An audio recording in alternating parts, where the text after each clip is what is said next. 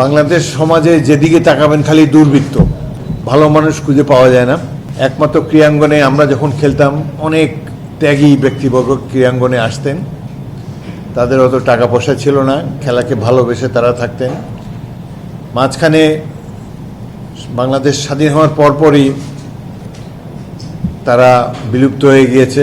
এই যে ক্রীড়ামোদী প্রজাতি, এখন আর তাদেরকে দেখি না। আমি নিজেও রাজনীতিতে অংশগ্রহণ করে খেলা থেকে একটু দূরে সরে গিয়েছি। তার আগে খেলাই ছিল আমার প্রাণ।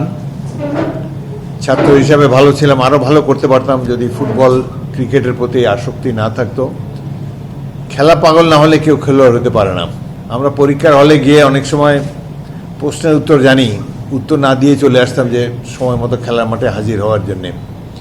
আমাদের সময় 50-এর দশকে 60-এর দশকে অভিভাবকরা খেলাধুলাকে উৎসাহিত করতেন না। বাবা মার অনেক গালি খেয়েছি এই ফুটবল খেলার জন্যে।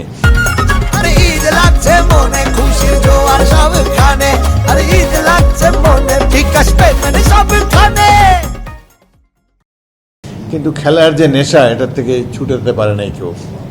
আমাদের তারকা ছিল তখনকার দিনে পেলে, পুস্কাস, এবং ভবিষ্যতে আমি 8 বছর ফিফার কর্মকর্তা ছিলাম। সে সময় ফিফা কাউন্সিলে এবং 2টি বিশ্বকাপ আমি কভার করেছি। সেখানে আমার সেই ছোটোবেলার হিরোরা পেলে, জিনোজফ, গোলকিপার লেভ ইয়াসিন,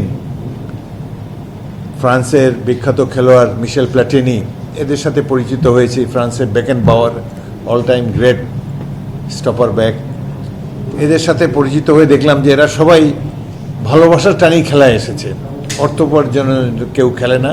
তারা বলে যে টাকা পয়সা না থাকলেও আমরা এই খেলোয়াড়ই থাকতাম, খেলেই যেতাম। খেলাধুলার প্রতি যে একটা আকর্ষণ, এটা সর্বগ্রাসী। বাংলাদেশে ক্রীড়ামোদীদের সংখ্যা কমে যাচ্ছে। ক্রীড়ামোদীদের জায়গায় ধীরে ধীরে অন্য পেশার লোকেরা, রাজনীতির অঙ্গনের লোকেরাও গত 20 বছর দখল করে রেখেছে।